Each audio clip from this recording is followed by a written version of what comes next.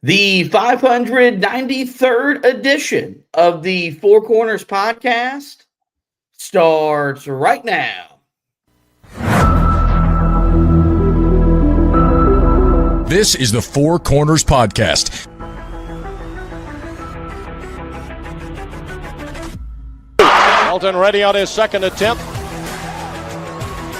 That one is no good. They battle for it. Loose ball. Recovered Marvin. He scores. 17 seconds left. And he was fouled. Here we go. Lawson with a runner. No. The rebound. Hansbrough at the gun. Got it.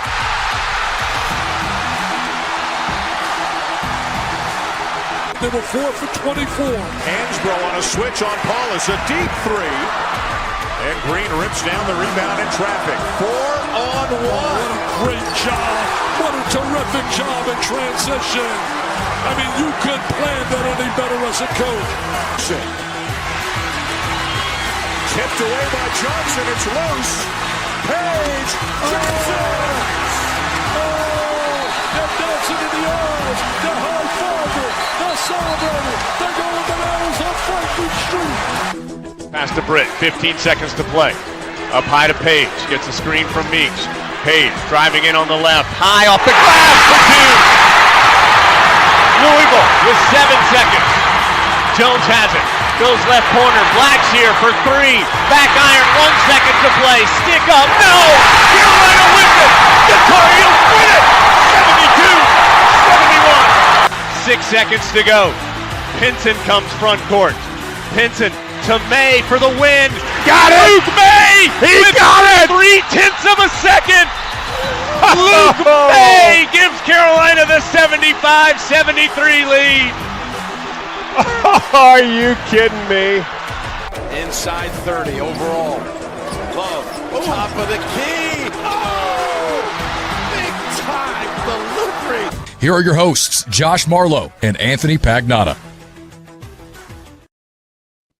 Hello and welcome into another live edition of the Four Corners podcast. We are powered by Carolina Electrical Services. Josh and Anthony here with you guys on a Monday night. It's going to be a busy week of podcasts here for us, both at the Four Corners podcast as well over with the football podcast, the Heel Tough Blog podcast.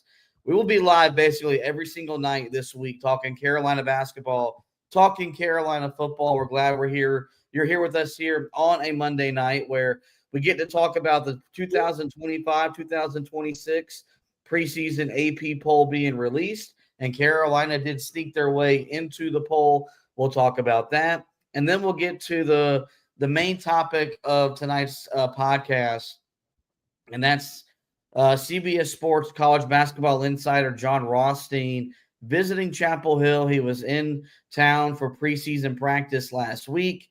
Had some thoughts and takeaways that I wanted to relay to you guys, and then we would kind of discuss and give our thoughts on what the foremost college basketball insider had to say about his time in Chapel Hill. But we start every edition of the pod, as we always do, with the pod thought of the day, which is brought to you by new sponsor Legacy Arcade. If you don't know about Legacy Arcade, let me tell you a little bit about them right now. Legacy Arcade and Social Casino, where you can win cash prizes with roulette, blackjack, your favorite slot games, and multiplayer fish games. You can also win cash prizes playing your favorite arcade games. You see that promo code on the screen. If you're an audio listener, that promo code is HEELS. And if you use that promo code upon registration, you get $100 in free match play right off once you create your account.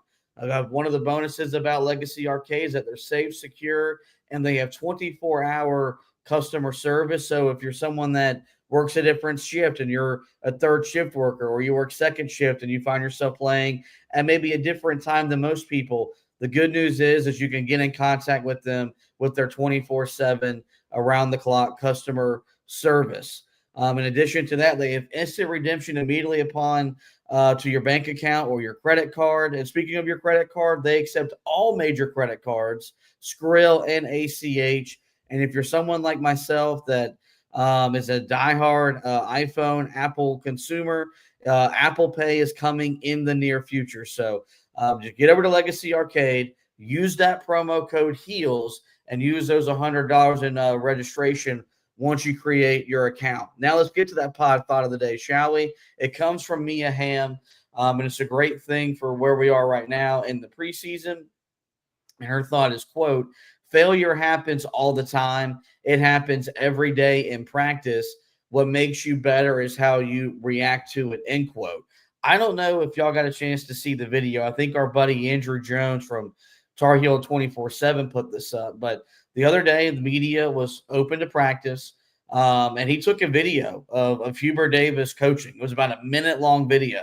And the one that I saw, maybe there was different others, but it was him telling his guys how they wanted to defend some ball screen action. And, not to say that Hubert isn't always animated in practice, but in this particular clip, I mean, he was hoarse and he was doing the little Hubert things that we picked up on where he's kind of doing his little leg kick and he's throwing his arm and he's screaming and telling them what you got to do and how he expects you to defend this ball screen and everything like that. And that's what this time of the year is all about.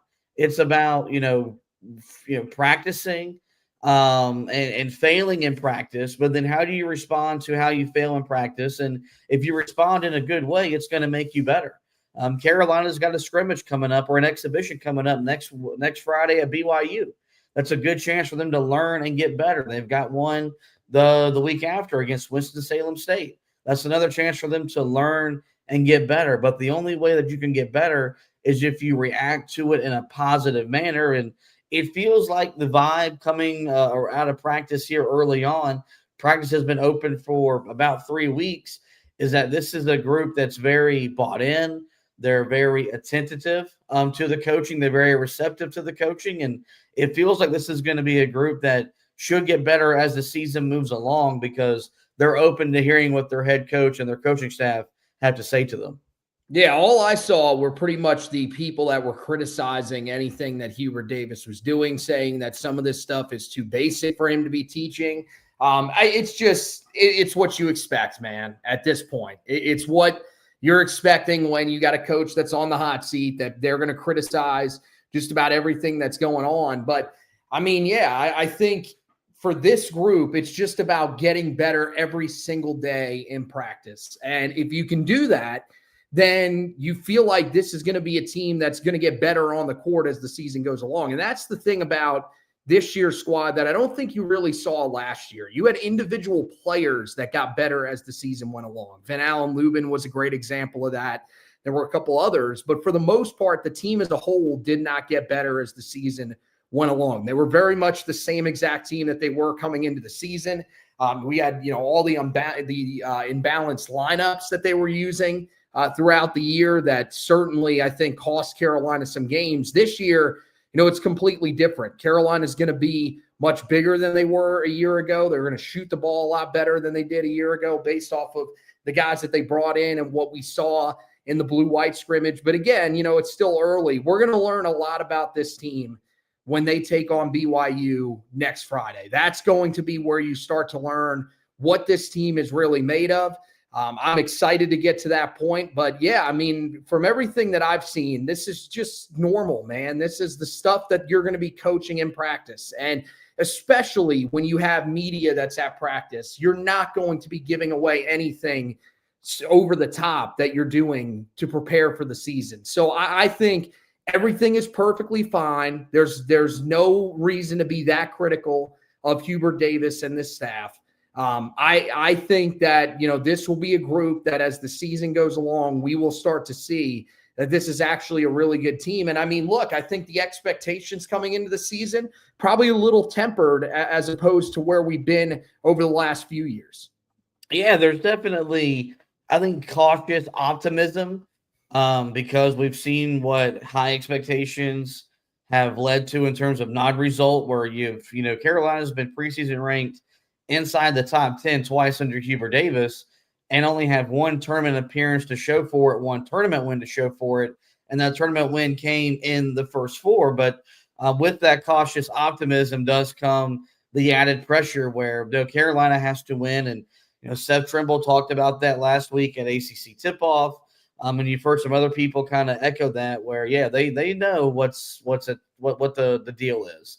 The task at hand is to win and to win big and really set Carolina up for sustained long-term success, something they haven't really achieved so far under Hubert Davis. Well, last week was ACC tip-off, which was a sign that we were getting closer and closer to the season. Another sign is that you get the preseason AP poll. That was released today, which comes on. We're 3 weeks away from the first game of the year, believe it or not. Carolina, Central Arkansas will play 3 Mondays from now, which means we got to get it in gear with our previews. And that's why I told you it's going to be a busy week this week on the podcast with all the preseason content beginning to really flood to flood the show. But back to the preseason AP poll that was released today. I mentioned Carolina snuck in because they were quite literally the last team that was ranked. They were preseason ranked 25th, meaning that they have entered every year ranked so far under Hubert Davis. That should not come as a surprise. This is North Carolina basketball. The surprise is if they were ever to start the season outside the top 25, but that is 5 straight years where they have found themselves ranked before the season gets underway, but they find themselves 25th. I mentioned that we were going to get to some audio from Jon Rothstein. I have 2 cuts from him. And if you follow him on Twitter, he's doing his Rothstein 45, where he's unveiling his top 45 teams in college basketball. He had Carolina come in number 27, and we'll let him explain to you why that is. 27 in the Rothstein 45, the North Carolina Tar Heels. 1 year after North Carolina was completely reliant on its perimeter, things seem to be changing a little bit in Chapel Hill. That's because North Carolina has a loaded front court headlined by 5-star freshman Caleb Wilson, Alabama transfer Jaron Stevenson, and also Arizona transfer Henry Visar. Veteran guard Seth Trimble returns with all ACC first-team caliber ability, but the X factor for North Carolina will be Colorado State transfer Kyan Evans, who had a big hand in the ability of the Rams last year to win 11 games down the stretch and nearly make the Sweet 16 under Nico Medved. Number 27 in the Rothstein 45, the North Carolina Tar Heels. 1 year after... Be quiet, John. I've heard enough from you. Just really wanted to hammer it home that we were at 27. So nothing there that you don't already know about the roster. I do think he's been hesitant to mention Luka Bogovac because as we sit here on October 13th, we're still waiting NCAA clearance, which I do think if we're still sitting here next week and he isn't cleared, maybe then we have to have a conversation. But everything he said is everything that you've heard, whether it's been from me or someone else that you've heard talk about the team so far this offseason. When you saw the preseason poll come out and you saw Carolina check in at number 25, what came to your mind? Because I wasn't surprised that they were preseason ranked. I'm probably more surprised that they're at the back end of literally the last team in, as opposed to maybe I had them maybe 17, 18, 19th if I were to release my own top 25 ranking.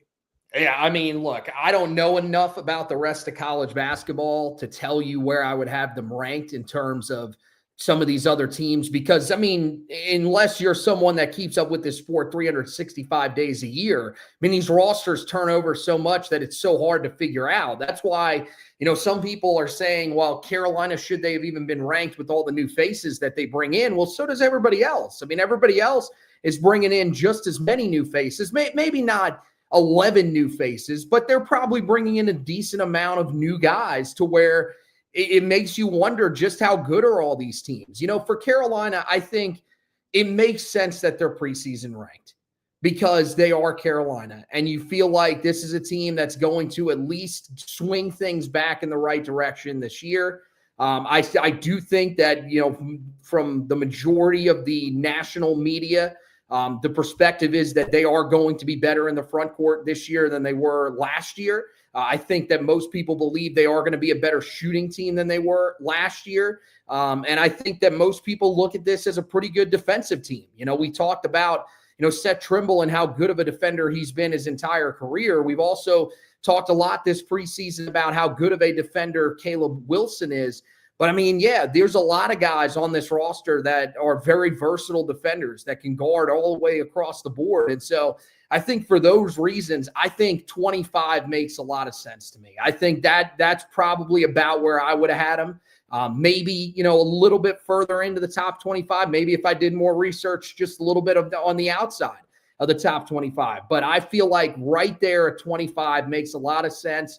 That Carolina is going to be ranked because they want to make sure that some of these early season matchups for Carolina have a chance of being ranked matchups. So I think it makes plenty of sense. I think that, Carolina probably will have to show that they deserve that ranking. But here's the thing. So does everybody. These rankings mean absolutely nothing. Even more so, I think, than college football. Because college football, you usually don't have that much percentage of your roster that turns over. In college basketball now, there is a decent percentage of your roster that turns over every single year. So, I mean, to me, I don't know what any of these teams really are, except maybe the first 5-6 teams in the country. So, I mean, it makes sense to me if you think that this Carolina team is going to be good enough to be ranked to start the season. And then, we just see where it goes from there. Yeah, I think it's unfair to say that they're ranked because their name is North Carolina. Does it play a factor? There's no doubt, because as we heard back earlier during the college football season from an AP voter when she was explaining her AP voting, there are a lot of people that vote for the AP, that have an AP vote that should not vote for where these teams get ranked. But let's just take the name of the jersey off, and it's a blank canvas. And if I were to tell you that this was, if you had a team that had a fourth-year returning guard that was a part of a team that won an ACC regular season conference championship as the sixth man, let's say, and on that roster included a top 10 freshman, included a starting big man that was in the Sweet 16 a year ago, and a rising junior guard that was pivotal in his his mid-major program winning itself into the NCAA tournament, was a blown call away from making the Sweet 16. If the roster contained just those four pieces, I think you would look at it and say that team deserves to be ranked inside the top 25. And that's what Carolina has. You've got Seth Trimble, a guy that's a fourth-year senior guard in college basketball, when that means more than it ever has before. That played a big role on a team that won a lot. You inject a top 10 freshman in Caleb Wilson. You add Henry Visar, the big man from Arizona, all the success that they've enjoyed during his time out there in Tucson. And then you bring in Kyan Evans, a guy that doesn't get enough credit for what Colorado State did last year when they did what Carolina did, which was win their way from the bubble into the NCAA tournament. And if Derek Queen gets called for the travel that he committed, that team was going to be in the Sweet 16. And so all those pieces, on this roster do add up to a team that I do think is deserved to be ranked in the preseason top 25. Does it matter at the end of the day? No, it does not. It just really gives us something else to kind of beat our own chest about, that even when Carolina, brings in 11 new faces, it was still a roster that the college basketball media looked at and said deserves to be preseason ranked. It doesn't add any more expectation or pressure to the roster because that was evident from the moment last season ended. And there wasn't a discussion about moving on from Hubert Davis. There was going to be inherent pressure on all the players that were on the roster for this upcoming season. So I kind of wanted to pose that argument because I was perusing on Twitter, Facebook, wherever, and then saw a bunch of people that were complaining about Carolina being ranked. But it's like, if your roster has what Carolina has, and maybe is being coached by a coach that, is on the hot seat, but has, won a regular season conference championship, has coached in the Final Four, 2 Sweet 16s, then I do think that team deserves to be ranked. What's really different when you look at the top 25 from this year as compared to last year is that there aren't as many games that Carolina will play in the non-conference portion of the season, let alone just the totality of their season like there was a year ago. I mean, there was a point in time last year where it felt like every single game Carolina played in the non-conference was against a ranked opponent. That's not going to be the case this year because if you include their ACC games, they only have 6 games against ranked competition in the preseason poll as of right now. They have the 2 games against Duke. They have the game against Louisville. And then in the non-conference season, of course, they'll go to Kentucky, preseason ranked number 9. They'll host Kansas the first week of the season, preseason ranked number 19. And then they have the neutral floor game against Michigan State over the Thanksgiving holiday. They come in preseason ranked number 22.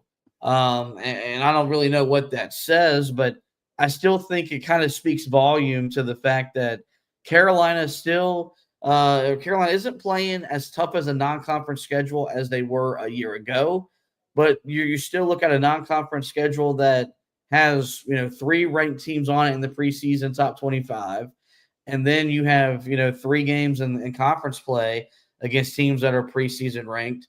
When you factor into the fact that you play 31 games in the season, that still means that nearly 1/5 of Carolina's games are going to be against preseason ranked competition, which means that we'll learn a lot about this team in the non-conference season, and then in that ACC season, which I think everyone concluded last week after ACC tip-off, the league is poised to have a bounce-back year.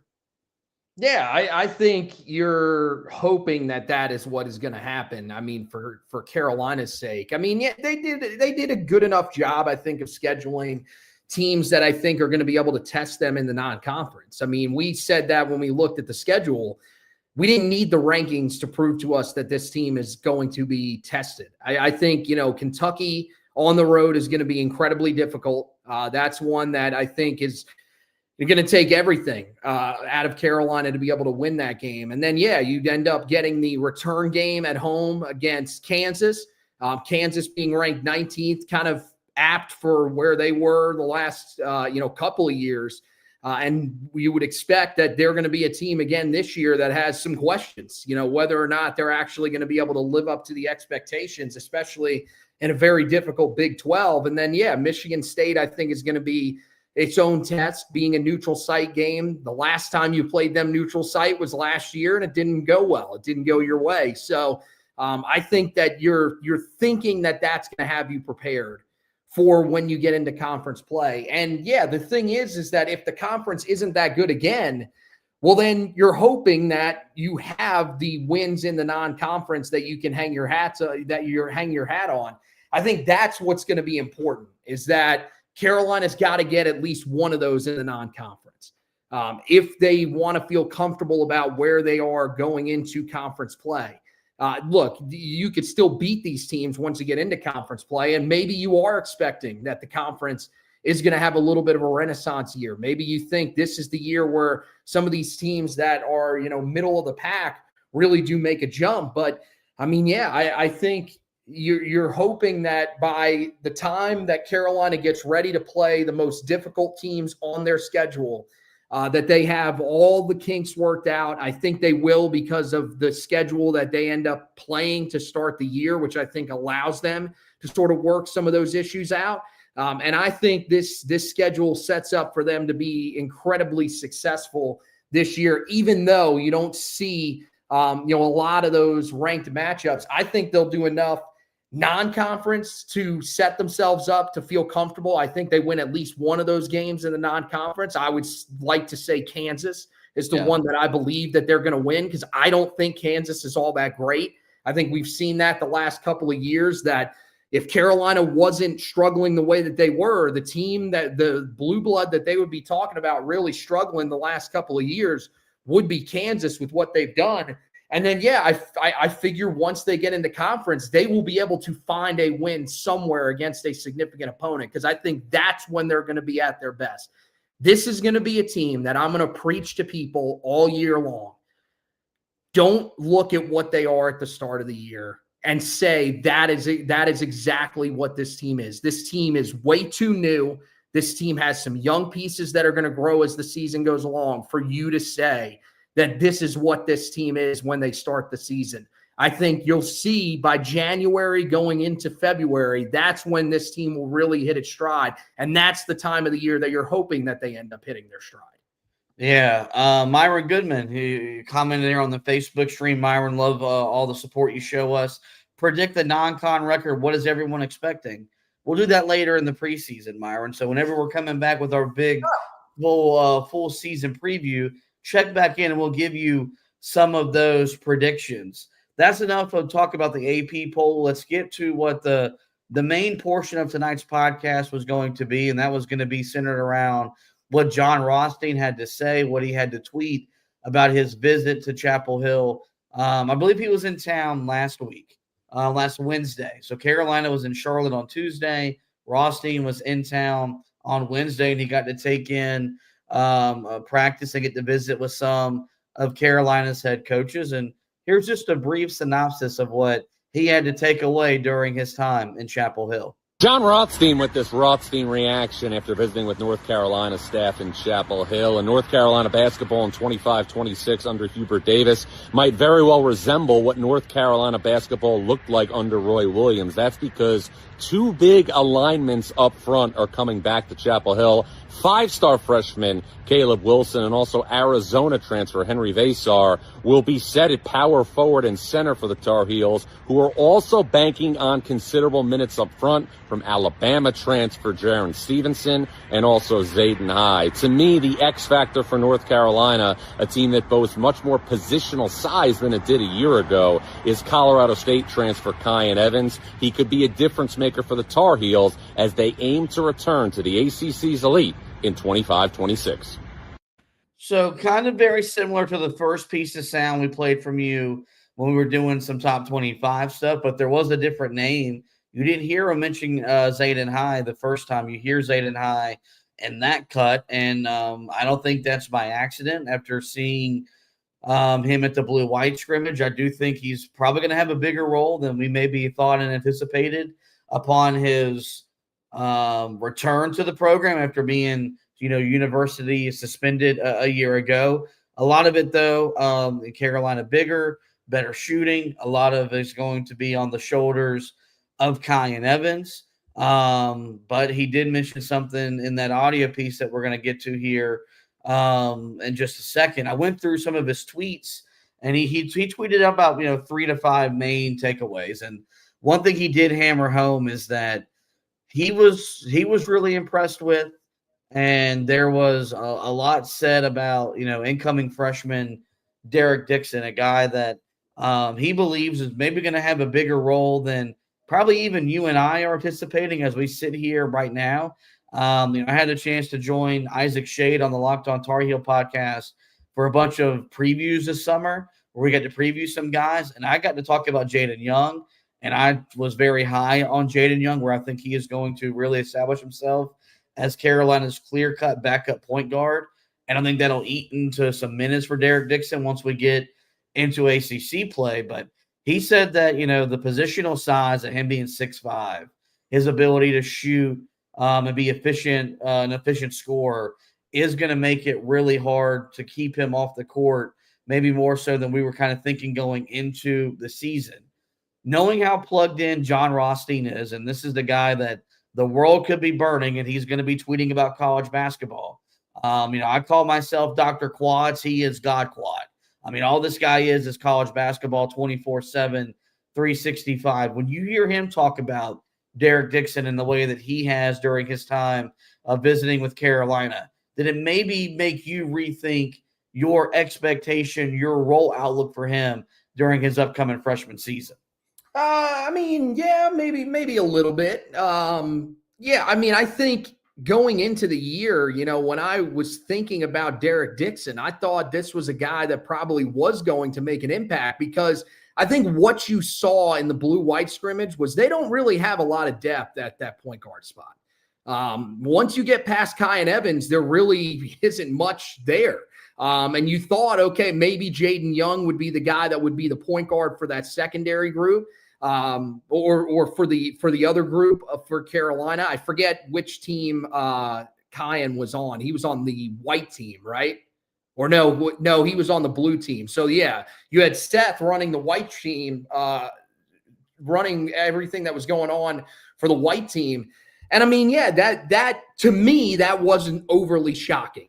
I think there were some people that were stunned by that they were like, what does this mean that Seth Trimble is going to have to play on the ball some this year? Yeah, guys, get comfortable with that. I think there are going to be some moments where he is going to have to play on ball.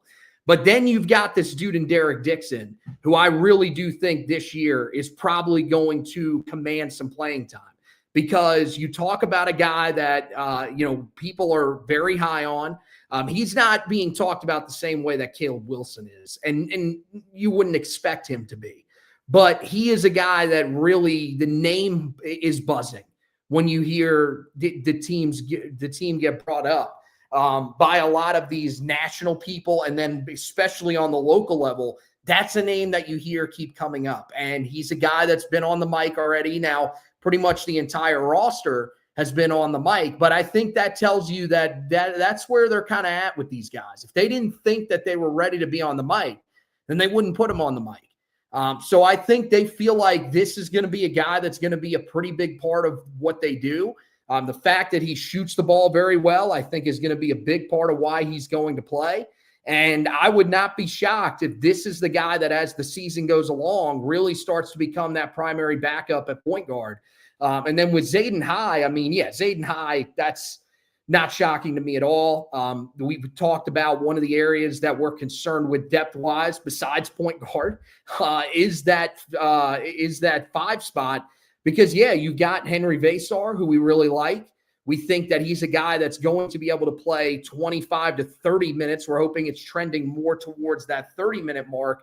And then from there, you'll just have to patch together some of the other guys that are out there. Is it Zayden High or is it James Brown?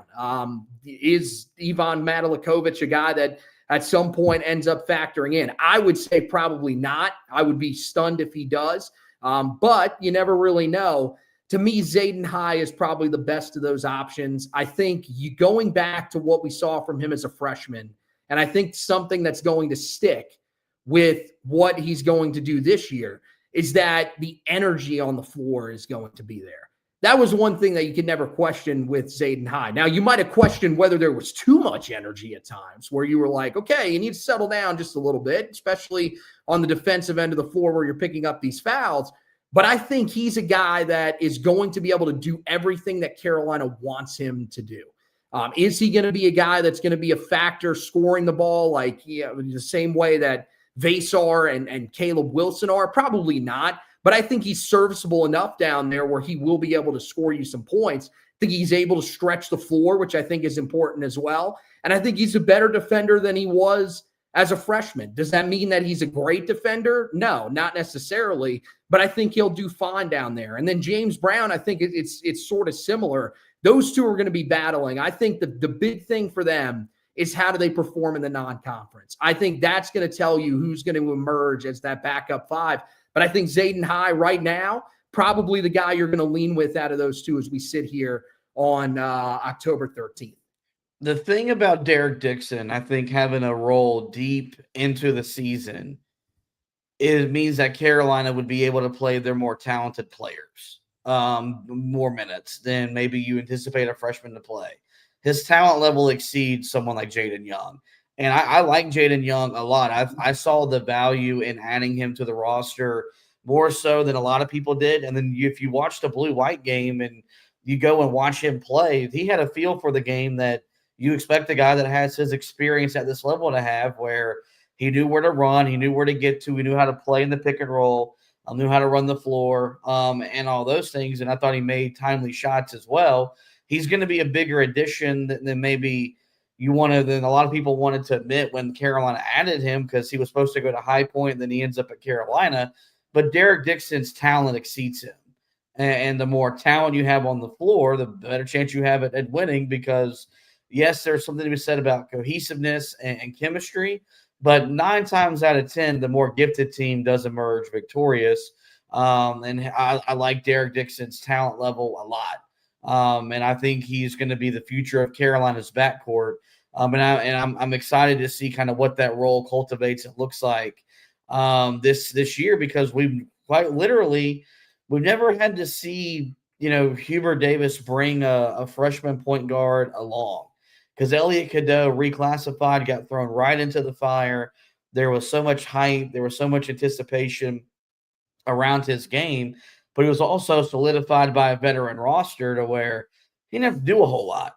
Whereas like Derek Dixon, could he be to Hubert Davis what Marcus Page or what Joel Berry was to Roy Williams at the back end of his career? Can he be that 2, 3, 4-year guy that you build your backcourt around that could be a part of ACC, championships and maybe deep NCAA tournament runs? I think he can be, and I think you'll see parts of that on display here during his freshman year. The biggest thing that he talked about, and it was in the audio piece that we played, and then if you follow him on Twitter, what he tweeted out, there's going to be a throwback feel to Carolina with the way that they played, which means if you grew up like us watching Roy Williams and the way that Carolina played their offense through him, a lot of secondary break, but you were able to do that with two big men, that appears to be returning. He's mentioned a lot of two big men set, and the way that Carolina is going to be associated in the half court, which I get very excited about because that means that Hubert Davis was willing to adjust and alter to the strength of his roster. I do think, though, you got to categorize, like, Caleb Wilson's not a power forward. He's a forward that's playing the 4 spot because he's not a traditional back to the basket guy, which is, when Roy Williams was running this program, your 4-man was still a back to the basket guy. Can he play with his back to the basket? Yes. Is he working on this back to the basket game? Yes. I think he's just a much more explosive version of what Harrison Ingram was, where, they're going to do a lot of isolation ball for him because he is so good one-on-one as a scorer, but his ability to create offense for others, through others with his passing ability is also going to be something that they're going to do. We saw that in the scrimmage. The first full possession of the game where after the initial tip, he was isolated on the left side of the floor and got a turnaround jump shot and scored. But I think you're going to see him, play on the block with Visar on the block. Same thing with Zayden High with Visar. Same thing with James Brown. There's going to be those combinations. And I think that was something that, when I thought Carolina was best positioned to play that way with Pete Nance and Armando Bacot, they were hesitant to make that adjustment. It doesn't appear that's the case this year. Hubert Davis isn't forcing the roster that he brought in to conform to the way he wants to play. He's adjusting to the strength of his roster. And while there's still going to be, I think, a team that wants to play 4-around-1, and they're going to want to spread the floor even with their big men, there are going to be times where their best way to attack is with that traditional 3-around-2, some high-low action there with your big men. And I'm very pleased to see that the head coach has made that adjustment here early on in the preseason. Yeah, he's got no choice. I mean, your best player maybe out there is your freshman, Caleb Wilson. I mean, that's the thing that I think probably shocked him even, was that Caleb Wilson was as good as he was. And maybe you shouldn't be shocked. Maybe that's something that we should have known about him because he was so highly rated coming out of high school. But I mean, this dude can do so many different things for you on the offensive end of the floor, and what he can do defensively. I mean, he can guard like a traditional big man if he has to, but he can also play out on the perimeter and be very successful out there. The thing is that one thing that I think you're going to see return to this team is this team's going to be able to rebound at an incredibly high rate. I don't think that that's something that you've got to worry about. And to me, that's what it is. When you speak to what are you going to see from the Roy Williams era? Well, he's not Isaiah Hicks. Like, let's not get it mixed up here, guys. This is a dude that his scoring profile is so much more diverse than what Isaiah Hicks was. I mean, the things that he can do, his face-up game, his ability to create by himself, I think is really tremendous. And I think he's a big part of the reason why, when we talk about, which guy is going to end up leading this team in scoring, I mean, he's one of the guys that I think a lot of us are sort of hesitant to say leads the team in scoring because of the lack of success that we've seen with some of these 5 stars that Carolina's brought in. But it's a very real possibility that he could end up being the guy that ends up leading this team in scoring. There's so many different guys that you could tell me lead this team in scoring, and it makes sense. But his game, I think, is way more complete than some of these 5 stars that we've seen come in here. So I expect big things from him this year. And then, with Jaron Stevenson, I think it's going to be interesting to monitor how they're going to use him. Are they going to use him basically like Alabama used him, which was basically a complete stretch 4? Pretty much he was a guy that was basically a 3 playing the 4 spot. The only reason that he was playing the 4 spot is because of his height. Other than that, he is a guy that stood outside that 3-point line, and that is where all of his offense came from. I think you saw in the blue-white scrimmage, things are going to be a little bit different. They're going to want to use him a little bit differently. They're wanting to play him closer to the basket. They're wanting him to be able to rebound at a high level for Carolina, and they're wanting him to be able to score there. So I think that's certainly something that Carolina, I don't know if it was just because of Caleb Wilson, but I think maybe it is a philosophy change from Hubert Davis where he realizes, man, big men can be really successful and can lead you to a lot of success. I mean, look at not last year's national championship, but the year before. That was 2 great big men going head-to-head. The sport kind of threw itself back, and I still think that's a way that you can end up winning. We saw this past year, you go back to, Michigan with Danny Wolf and Vladislav Golden. They played 2 bigs. Look at how successful that team was for the entirety of the season. That's what I think you could get this year with a guy like Caleb Wilson being alongside of Henry Vasar. It's not going to look exactly the same because of how athletic Wilson is, but I do think it brings you back to more of that traditional 2 big type set. And that's, I think, it's set up to where Carolina could have a lot of success. Yeah, and I think what you love about the front court is the versatility, is that you can mix match different guys to where you can still get the desired floor spacing, but still have the size on the interior to rebound, alter shots, get points at the rim. I think Jaron Stevenson, I think his role is going to be, I think he's going to set a crap ton of screens, and then he's going to be a guy that they're going to screen and roll him to the basket, get that big body moving downhill, and just live at the rim, live at the paint. And now if you shoot, 36, 37, 38% from 3, then that's okay. Then that's what you're capable of doing that. But at Alabama, because the way they run their program, that's what Alabama shoots. I mean, half their shots from behind the 3-point line. I think they'd like to see him shoot a higher percentage on a lesser volume, impact the game in other ways. Vasar is he's gonna pick and pop and hit a 3 every now and then. Yeah. But is he gonna get a lot of his work done in the paint? Absolutely. Same thing with Zayden High. I think he has the ability to stretch the floor, but he's got a bounce, man. That kid can get up and then he can go get a ball, and he's a lot more controlled. James Brown, screen and roll guy. Get him on them short rolls that you see what Kansas did with KJ Adams all those years, where he's gonna, instead of screen at the free throw line, roll straight to the basket, get a layup, a dunk, a foul, or all the above, and go to the line for an and one. So I think that's what you like about it. Now he's got to figure out who plays the best with who and what the best combination of it is. But this is the most versatile and flexible front court Carolina's had in quite some time. Easily during his time so far on campus. And you probably got to go back to, that 2016 team that had some different pieces and some moving parts. And just in terms of flexibility of what Carolina was able to do in the front court, and the back court is important. Guard play wins in March, and you've got to have great guard play. But if you've got a dominant front court, that's how you supplement if your guards have an off night. If Kyan Evans and Seth Trimble go, 8 for 26, how do you find a way to win? You got to have a dominant front court. Carolina has that potential, something they did not have a year ago. The last thing we'll touch on, and then we'll get out of here, and this is something that we knew, but of course we were for the blue-white game. Jon Rothstein comes to town a little bit later. But that's that Isaiah Dennis remained out of practice. He's dealing with a finger injury, so we did not see him in the scrimmage.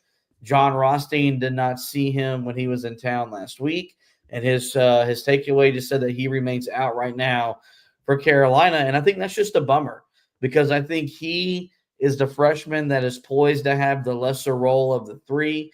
Caleb Wilson's going to start. Derek Dixon's going to play a bevy of minutes coming off the bench. Isaiah Dennis was probably going to be a guy that would see a lot of floor time in November and December and see that role kind of reduced to probably mop-up duty once Carolina got into conference play. So this is a guy that I'm high on because I think his shot is fluid. You could argue between him and Jonathan Powell, the two best-looking shots on the roster, for goodness sakes. And I think he's going to be a big-time player for Carolina. It just looks like it's going to have to be probably more so like 26, 27 before we see him make an impact in a big way, as opposed 25, 26, where maybe he had a game or two in the non-conference season where you'd maybe see his potential flash while beating up on some of the lesser opponents Carolina will play before they get into ACC competition. Yeah, I had to look it up because I thought this was right. The concerning part is that the injury that he had last year when he was in high school was to his right thumb and his right hand. So it really makes you wonder, is this still something that's lingering? Or is this, a different finger? Is it something that, shouldn't be that much of a concern? This is the thing that I think we need to figure out, because if it is still something that's lingering from last year, then it does make you wonder, is this something that he's going to deal with throughout the rest of his career here? In terms of this year, yeah, you'd love to have him out there early in the season, gain that experience. But the good news is there's so many guys I think that can contribute for Carolina. You talked about Jaden Young. The guy – immediately when you said that he was going to go to High Point, I know that there are some people in their mind, alarms immediately went off. And they immediately said to themselves, oh my gosh, what kind of player do we have here? Is this really a guy that's going to be able to contribute? You go back and look at what he did at the end of last year for Virginia Tech at the ACC level. It doesn't really make sense how he wasn't going to land with another power conference team. He was scoring the ball well. Now, he wasn't super efficient in doing that, but that was frankly because he was the only guy trying to score for Virginia Tech. They didn't have anybody else that really gave a damn by that point in the season. So I think with Jaden Young there, that gives you a little bit of a runway. If you didn't have Jaden Young, okay, then we'd probably start being a little bit concerned, because we would say, okay, where is the depth really in this backcourt?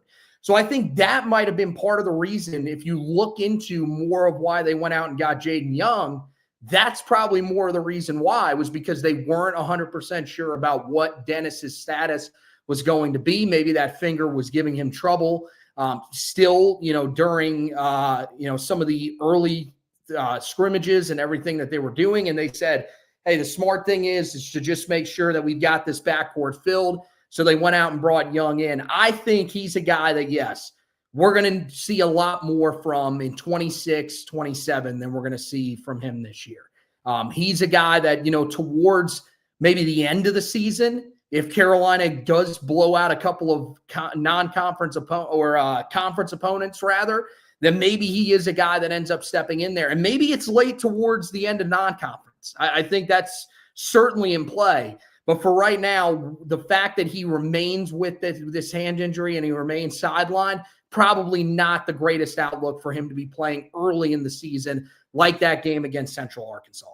Yeah, maybe we get an update on that here sometime in the near future. But I do think that if you were maybe someone that thought he was going to have a big role this season, or we're just excited to see him in the exhibitions, maybe just be prepared for that to be a little bit delayed as he's working his way back from injury.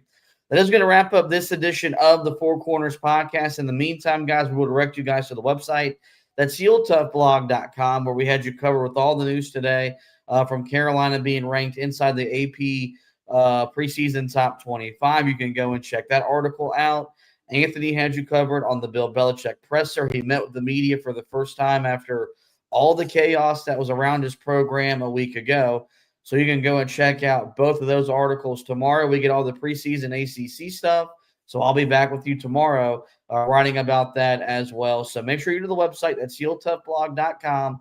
The latest and the best coverage for both Carolina basketball and Tar Heel football. As for the podcast, you guys know where to find us.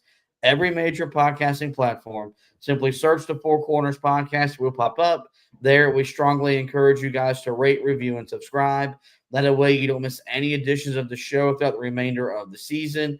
If you are a visual consumer to the podcast, the best way to keep up, like and follow us on Facebook at Heel Tough Blog, at YouTube at Heel Tough Blog, and if you follow me on Twitter at HTB_Josh, you'll be notified on all three of those platforms when we go live. That way, if you consume us visually, if you like us on any of those three pages, you'll get notified, and you can jump in right away once we start talking Carolina basketball. But with that, folks, it is going to wrap up this edition of the show. I do like Anthony once again for hosting with me. We want to thank you guys for watching and listening. And as always, go Tar Heels.